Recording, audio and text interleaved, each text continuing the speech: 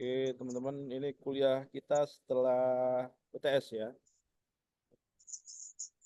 Bahasanya hari ini. Oh ya, ada nilai UTS sudah saya submit ya, teman-teman ya. Ada pertanyaan sekitar nilai UTS? Silakan yang mau bertanya. Cara lihat Apa nilainya nilainya? gimana Pak? Maaf Pak, saya mau nanya, Pak. Di Siakat. Oke baik Pak, terima kasih. Heeh. Silakan dilihat nilainya puas atau enggak gitu ya. Kalau nggak puas, berarti nanti Anda harus apa kejar di tugas ya, tugas dan kuis ya. Oke. Pak, emang Pak, mohon maaf, Pak, emang remedial gak bisa, Pak? Remedial nggak kelar kelar remedial. Bentar nih, saya coba eh, Soalnya, soalnya dari wali dosen saya belum ngirim-ngirim suratnya, Pak. surat apa tuh? Itu yang buat rekomendasi apa? Yang Bapak suruh di grup itu loh, Pak. Apa ya? Saya lupa. Itu ujian Rekomendasi apa susulan, ya? susulan nggak sih? Kalau remedial bukan ujian susulan. Kamu belum ujian? Oh, beda ya, Pak? Kirain itu susul buat ini remedial. Bukan. Kalau ujian susulan tuh Anda belum belum ujian. Kalau remedial beda beda lagi gitu ya. Ujian susulan dan remedial dua hal yang berbeda ya teman-teman ya. Kalau Anda ujian susulan berarti Anda belum ujian. Kalau belum ujian, flow-nya itu harus lapor Kaprodi gitu ya. Tapi kalau remedial nggak perlu lapor Kaprodi gitu ya. Tergantung dari dosennya, dosennya mau mau menyelenggarakan ujian remedial atau enggak gitu. Kalau dosennya nggak menyelenggarakan ujian susulan ya nggak bisa. Atau mau saya buka nilai di sini? Pak, jangan, Pak, please, Pak, jangan, Pak. Eh, komponen nilainya berapa persen ya? Lupa. Stop share dulu ya, stop share. Nah, nih, entar saya share lagi ya, teman-teman ya. Nggak saya buka. Hari ini banyak yang ikut kelas ini biasanya cuma satu dua orang. Nah, ini komponen nilainya teman-teman ya. Tugas itu 10%, UTS itu 20%, UAS itu 20%, kuis 30%, SCL itu 20%. SL itu dari keaktifan Anda gitu ya. Anda hadir di kuliah online, misalkan gitu. Itu jadi tambahan poin buat Anda gitu ya. Nanti tinggal dikalkulasi aja gitu ya. Anda tugasnya lengkap atau enggak. Kemudian UTS-nya dapat berapa, UAS-nya dapat berapa gitu ya. Kalau Anda lemah di UTS, berarti Anda harus kejar di tugas dan juga di kuis. Dan juga kalau bisa kuliah online-nya hadir gitu ya. Kemudian eh, kuisnya juga dikerjain ya, karena porsi kuisnya besar nih teman-teman ya. Ada 30% gitu.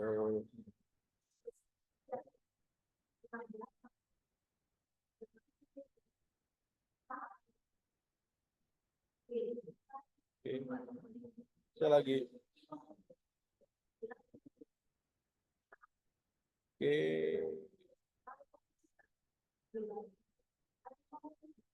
Sekarang kita masuk ke materi.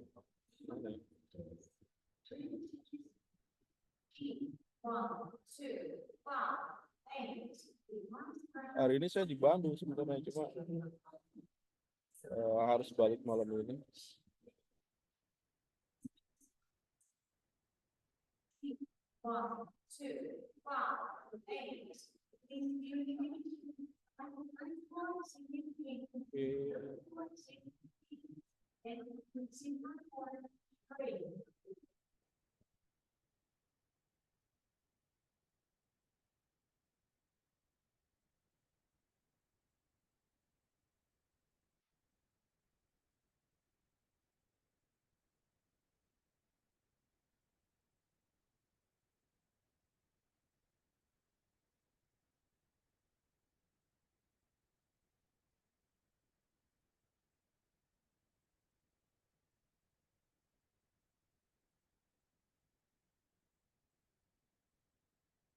Oke, di sesi 9 ini kita masuk ke cloud deployment model ya.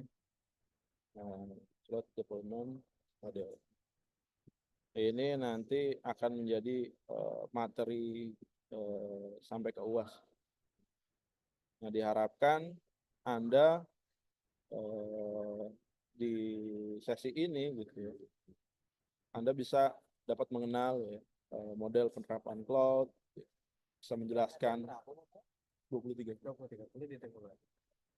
penerapan cloud secara detail, kemudian bisa menganalisis keuntungan dan kerugian dari setiap model yang digunakan gitu ya.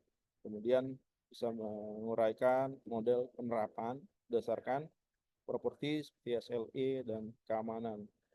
Seperti yang saya singgung di materi-materi sebelumnya, bahwa penggunaan cloud itu kaitannya erat sekali dengan SLA gitu ya. Karena apa? Karena infrastruktur itu tidak dipegang langsung oleh organisasi gitu. Kalau Anda di perusahaan gitu ya, Anda pengguna jasa cloud, atau mungkin Anda pribadi juga menggunakan jasa cloud gitu, Anda nggak pernah punya akses untuk mengakses infrastruktur secara langsung gitu ya. Anda bisa akses layanannya aja gitu. Di sana juga otomatis kalau memang resource itu nggak Anda pegang secara nggak langsung, berarti kontrol keamanan itu tidak berada di pada user gitu ya sepenuhnya gitu. Kontrol keamanan adalah sepenuhnya ada di provider. Nah, dengan kontrol user di provider ini, maka yang harus diperhatikan adalah service level agreement. Jadi waktu Anda menggunakan layanan cloud, Anda harus pastikan tuh bahwa layanan cloud yang Anda gunakan sesuai SLA-nya dengan kebutuhan Anda. Karena kalau nggak sesuai dengan kebutuhan Anda, boleh jadi akan mengganggu bisnis Anda ke depan gitu ya. Karena cloud ini bukan cuma digunakan oleh organisasi saat ini. Cloud itu udah dipakai di semua lini, bahkan private atau pribadi-pribadi orang banyak yang menggunakan cloud. Gitu. Mungkin salah satu dari Anda gitu atau saya adalah pengguna cloud juga gitu. Salah satunya apa? Salah satunya adalah Google Drive. Nah, itu kan salah satu akses cloud juga gitu ya. Cuma memang di Google Drive itu kita dapat akses gratis ya untuk beberapa giga gitu. Kita bisa juga memperbesar kapasitas layanan yang kita gunakan gitu ya. Dengan cara kita ada pembayaran bulanan. Nah, itu juga harus harus kita kita ketahui itu SLA-nya gimana. Walaupun di sana mungkin yang Anda simpen cuma data-data foto-foto aja misalkan gitu ya. Tapi kalau misalkan cloud itu nggak aman, boleh jadi nanti foto Anda beredar di mana-mana. Nah, itu yang akan jadi permasalahan ke depannya. Apalagi buat bisnis ya. Kalau Anda masukkan core bisnis Anda di cloud, maka akan ada kemungkinan gitu ya, layanan Anda akan kena intrusion ya, atau ada penyusup misalkan. Nah, itu juga akan mengganggu bisnis kita ke depannya. Untuk itu perlu dibutuhkan adalah service level agreement dan faktor security-nya apa gitu ya. Kalau sekarang lagi berkembang gitu ya, lagi banyak digunakan standar keamanan ISO 27001 2022 gitu ya. Buat Anda yang memang mau fokus di dunia IT, bisa ngambil sertifikasi ini nih. Karena di luar banyak proyek yang membutuhkan ini gitu. Bahkan di pemerintahan tuh Anda misalkan nanti lulus sarjana gitu ya, Eskom, ditambah sertifikasi ini gitu ya, Anda bisa bisa bisa jadi bisa jadi supplier gitu di pemerintahan gitu ya, melalui layanan LPSE gitu. Secara pribadi atau Anda punya bendera sendiri, punya perusahaan gitu. Nah, ini saya rasa Anda udah paham ya, 4 jenis model penerapan cloud, ada private, ada public, ada community, ada hybrid gitu ya. Oke, kalau private itu ngarahnya ke personal gitu ya, yang layanan itu adalah eksklusif digunakan oleh organisasi tertentu. Misalkan nih, perusahaan Anda atau Anda gitu ya berlangganan private, berarti list lainnya yang mengarah ke Anda itu hanya dipakai oleh Anda aja gitu ya. Nggak dipakai oleh orang lain gitu ya. Atau yang public, kalau public ini menggunakan jalur umum gitu ya, jalur yang banyak dipakai sama orang. Cuma kan bedanya apa sih private sama public? Kalau private pasti faktor security-nya lebih lebih bagus ketimbang public. Yang pasti kalau faktor security-nya lebih bagus, harganya juga lebih lebih mahal gitu ya, dibanding yang public. Tapi sekarang juga udah banyak diterapkan model-model VPN gitu ya, dia pakai jalur publik tapi tetap secure gitu ya. Untuk mengaksesnya bisa dibatasi orang-orang tertentu saja, dan ini harganya lebih lebih ekonomis gitu ya. Atau bisa menggunakan yang community ya, ada komunitasnya, dan digunakan di sekitar komunitas itu aja. Atau juga yang campuran hybrid gitu ya, eh, private iya, kemudian public juga iya gitu ya. Mungkin salah satu yang VPN itu yang tadi saya jelaskan. Ini private, ada namanya NIST ya, National Institute of Standard Technology ya. Private cloud ini bisa didefinisikan sebagai infrastruktur cloud yang disediakan oleh penggunanya eksklusif ya, oleh satu organisasi itu sendiri ya, atau terdiri hanya beberapa konsumen atau beberapa unit bisnis. Misalkan Inaba menyediakan akses private cloud ya untuk mahasiswanya, berarti eh, layanan tersebut hanya diakses atau hanya bisa dijangkau oleh eksklusif secara langsung oleh mahasiswa Inaba aja. Di luar itu nggak bisa gitu. Nah, cloud pribadi dalam istilah sederhana lingkungan cloud yang dibuat untuk satu organisasi, biasanya lebih ke satu organisasi. Kalau sekarang modelnya udah apa? Orang berkantor udah work from anywhere gitu ya, dia bisa kerja di mana aja gitu ya. Maka layanan-layanan seperti ini, cloud, private cloud gitu ya, atau public cloud, atau hybrid gitu ya, itu marak digunakan gitu ya. Daripada orang nyewa kantor habis puluhan juta, ratusan juta ya, mendingan dia langganan cloud gitu ya. Untuk apa? Untuk menghemat biaya operasional dari kantor. Kalau kita punya office, otomatis ada biaya operasional, ada listrik, ada apa, orang yang bersih-bersih gitu ya, ada security, udah otomatis gitu ya. Tapi kalau dengan cloud kita hanya bayar PS use aja gitu ya. Yang kita gunakan itu yang kita bayar. Kalau kita nggak gunakan kita nggak bayar. Paling office itu hanya sebatas ruang meeting aja. Makanya virtual office itu sekarang banyak banyak dicari gitu ya. Virtual office, orang berkantor itu hanya sekali aja dia meeting, atau mungkin eh, virtual office itu diperlukan hanya untuk ini aja, untuk domisili aja, domisili perusahaan. Perusahaannya terdaftar di satu lokasi tertentu di virtual office gitu ya, di lokasi tertentu, tapi dia ngantornya di mana aja. Dia bisa ngantor dari coffee shop dan segala macam, dan itu udah sekarang udah lumrah gitu ya. Sama mungkin seperti saya gitu ya, dosen. Saya nggak pernah ke Inaba Bandung gitu, tapi saya tetap ngajar. Saya bisa ngajar dari mana aja. Hari ini saya ngajar dari stasiun kereta api cepat, atau besok minggu depan gitu ya, atau kapan gitu saya ngajar dari daerah lain atau dari negara lain, bisa aja, nggak ada masalah selama dia terkoneksi dengan internet. Makanya fleksibel gitu ya. Dengan layanan cloud ini banyak bisnis yang tadinya nggak mungkin jadi mungkin.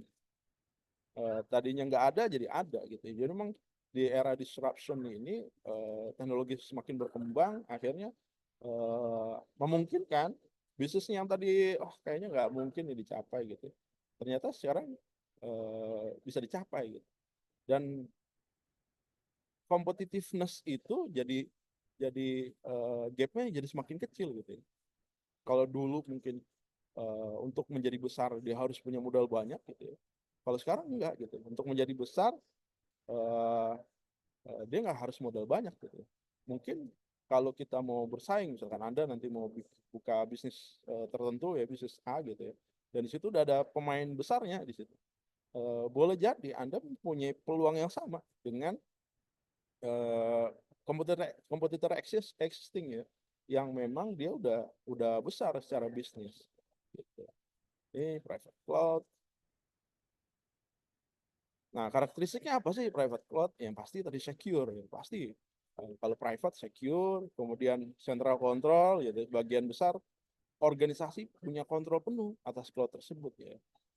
Karena biasanya cloudnya itu eksklusif ya, hanya untuk PTA gitu, atau hanya untuk universitas A gitu.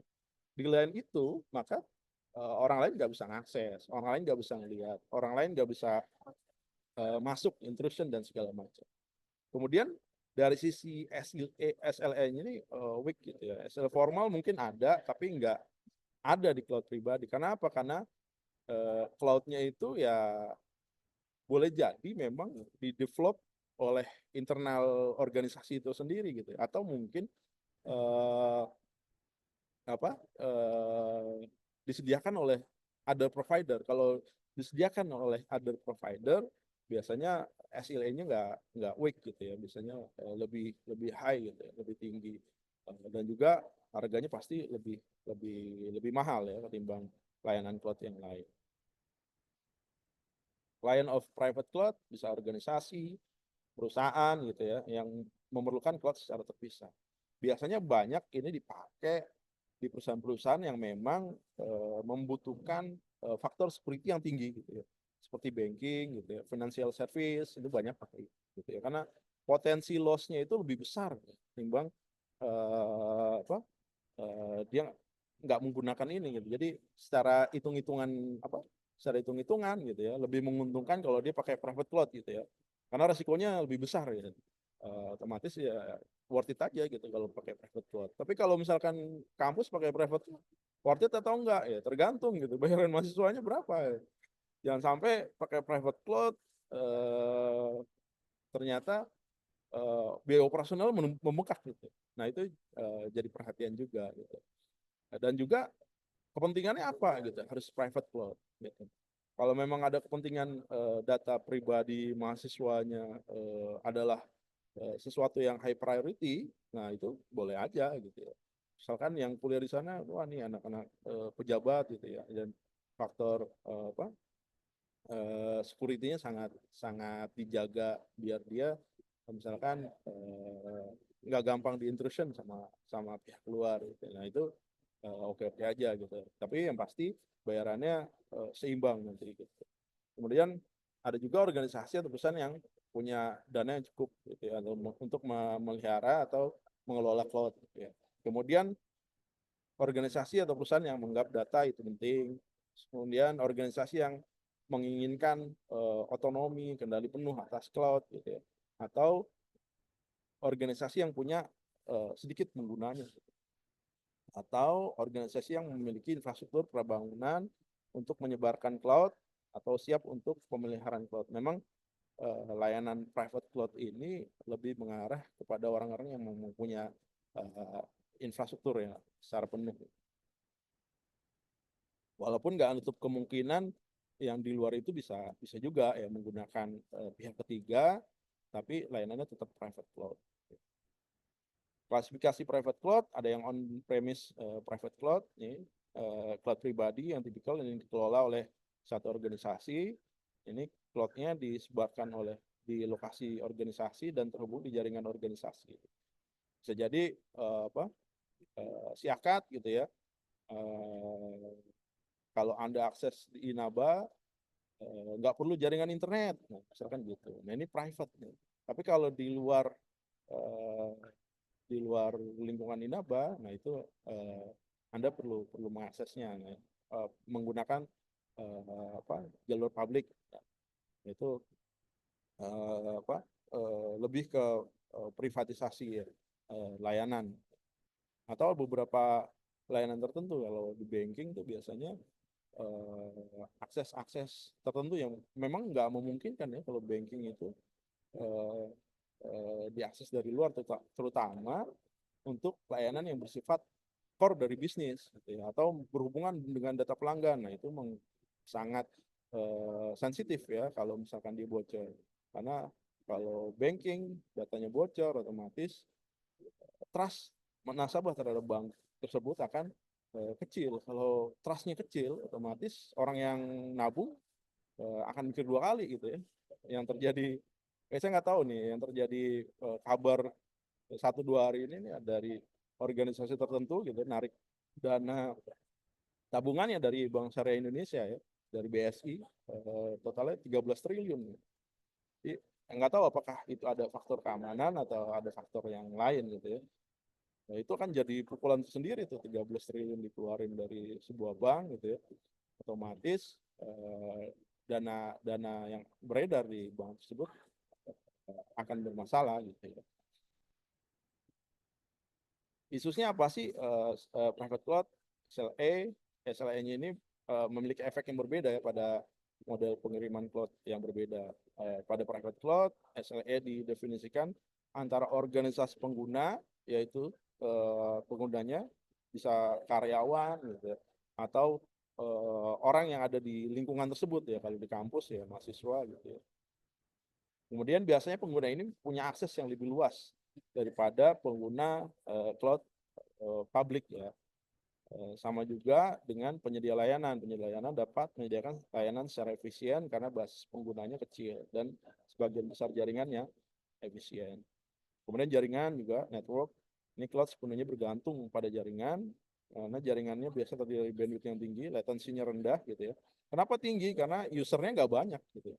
Nggak seperti public service gitu ya. Kalau public service kan eh, hari itu lagi banyak penggunanya, ya udah otomatis kemampuan jaringan untuk melayani akan semakin kecil gitu ya. Oke, kemudian performance gitu ya, performa model pengiriman cloud terutama yang bergantung pada jaringan dan sumber daya. Kan di sini jaringan dikelola secara internal gitu ya, atau pihak ketiga bisa juga, kinerjanya bisa dikendalikan langsung gitu ya. Biasanya kalau private cloud itu biarpun dia dikelola oleh pihak eksternal ya, pihak ketiga gitu ya, pasti dia punya performance yang lebih baik ketimbang layanan public cloud. Nah, ini security-nya juga, data privasinya juga gitu ya. Pasti priority-nya lebih tinggi ya ketimbang layanan yang bersifat public. Location, nah private cloud ini nggak punya masalah ya terkait dengan lokasi data yang disimpan gitu ya. Di private cloud, data bersifat internal biasanya disimpan di lokasi yang geografis yang sama, di mana pengguna cloud yaitu organisasi hadir di lokasi tersebut. Kemudian jika perusahaan tersebut memiliki beberapa lokasi fisik, maka cloud didistribusikan di beberapa tempat ya. Kemudian kemungkinan bahwa sumber daya cloud harus dapat diakses melalui internet bisa menggunakan jalur VPN atau mungkin list line gitu.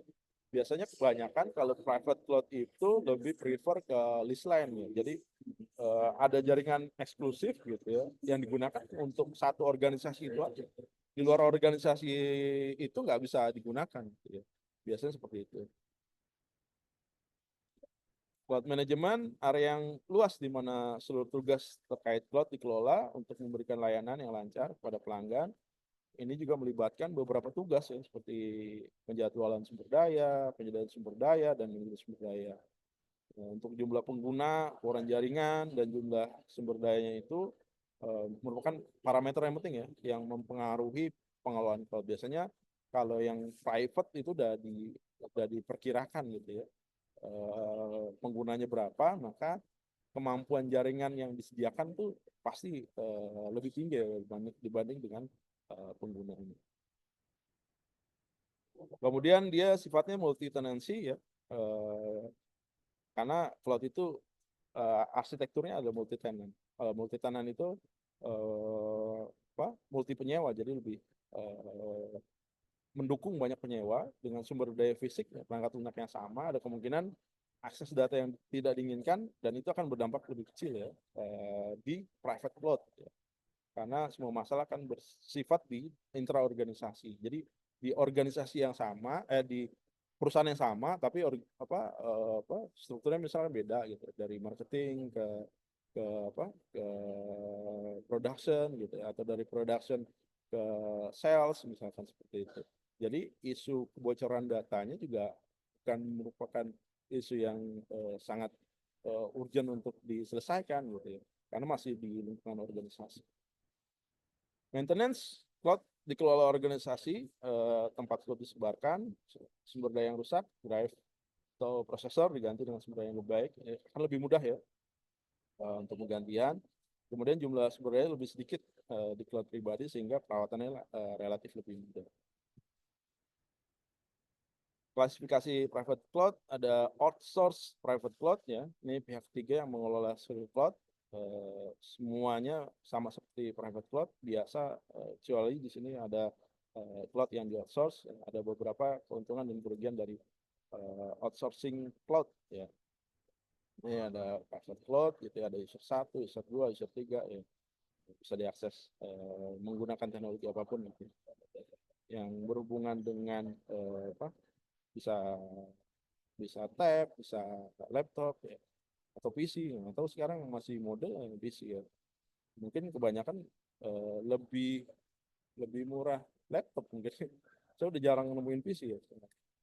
Atau orang malah lebih banyak pakai ini, pakai pakai tab misalkan. Isunya apa sih di outsource private cloud? Ya isunya ada SLA gitu. Ini ada SLA pihak ketiga gitu ya. Dan organisasi outsourcing biasanya seperti itu, dan SLA-nya harusnya high priority ya, tight banget gitu ya, nggak sekendor yang public cloud gitu ya, karena memang private cloud ini memang lebih eksklusif ya. Kayak misalkan Anda naik pesawat itu ada jalur VIP-nya gitu. Anda naik kereta cepat itu ada jalur VIP-nya gitu. Ngantrinya juga nggak ngantri dia, ada jalur khusus gitu ya. Kalau orang yang lain yang reguler itu harus ngantri masuk ke kereta atau ke pesawat gitu ya, dia langsung aja gitu, ada pintu khususnya. Kemudian jaringan network cloud sepenuhnya digunakan di situs pihak ketiga. Kemudian jaringan internal cloud dikelola oleh pihak ketiga dan organisasi terhubung dengan pihak ketiga melalui koneksi khusus atau melalui internet. Nah, ini tadi sudah bahas gitu ya. Kemudian security dan privasinya juga lebih tinggi ya, uh, dibandingkan dengan public cloud gitu ya. Oke. Secara hukum law and conflict ya, jika cloud ini disebarkan di luar negeri, maka undang-undang keamanan terkait berlaku di negara tersebut gitu ya. Ada beberapa negara yang memang sangat concern ya mengenai ini, kayak di Eropa gitu ya, dia punya peraturan sendiri, undang-undang sendiri, atau di Amerika gitu ya, dia punya undang-undang sendiri gitu ya. Kalau misalkan perusahaan itu melanggar mengenai data security, itu bisa dikenakan penalti yang cukup besar ya. Di Indonesia juga udah mengarah ke sana gitu ya, mengarah ke keamanan data gitu. Ya, location-nya juga terletak di luar situs ya, di luar lokasi, bisa di tempat ketiga, dan data juga dikirim jarak jauh, nggak ada masalah juga ya. Sekarang penempatan data, kita bisa menempati data di mana aja. Cuma memang kalau kita bicara tentang di pemerintahan, tentunya data ini menjadi satu faktor yang sangat krusial gitu ya. Kalau data yang bersifat publik, maka penempatan cloud-nya itu seharusnya nggak di luar negeri gitu ya. Karena apa? Karena di luar negeri kontrol akses full terhadap data tersebut melekat ke negara tersebut gitu ya. Tapi kalau di dalam negeri, dari dalam negeri punya aturan yang sesuai gitu ya. Dan kalau terjadi sesuatu pun intrusionnya lebih mudah ya kalau di dalam negeri ketimbang di luar negeri. Performance ya tergantung dari pihak ketiga, biasanya performance-nya lebih bagus gitu ya. Kalau ada private cloud layanannya lebih buruk lah, itu jadi problem gitu ya. Maintenance ini dikelola pihak ketiga, kemudian kalau sumber daya yang rusak, nah ini harusnya lebih high priority juga ya, timbang yang public cloud gitu ya. Tapi yang namanya cloud itu pasti ada backup. Once satu equipmentnya bermasalah, itu pasti langsung dia switch gitu ya. Itu yang public gitu, apalagi yang private. Karena kalau jaringannya bermasalah, kalau layanannya bermasalah, otomatis orang akan mikir 2 kali untuk menggunakan layanan tersebut. Nah, itu akan jadi permasalahan buat si vendor tersebut dalam mengembangkan bisnis. Oke, public cloud ada, private cloud ada pertanyaan teman-teman? Private cloud sebelum kita masuk ke public cloud.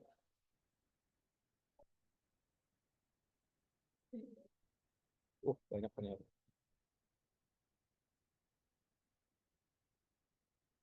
Private cloud ada pertanyaan teman-teman?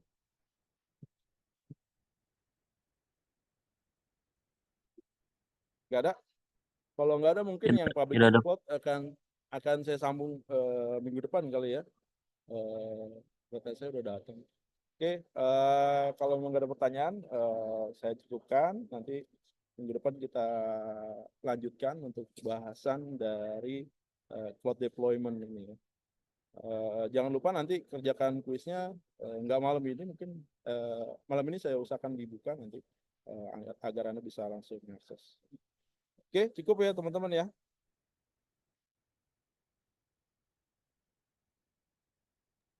Cukup Pak, terima kasih Pak. Oke, terima kasih atas perhatiannya. Selamat malam. Assalamualaikum warahmatullahi wabarakatuh. Waalaikumsalam. Waalaikumsalam warahmatullahi wabarakatuh.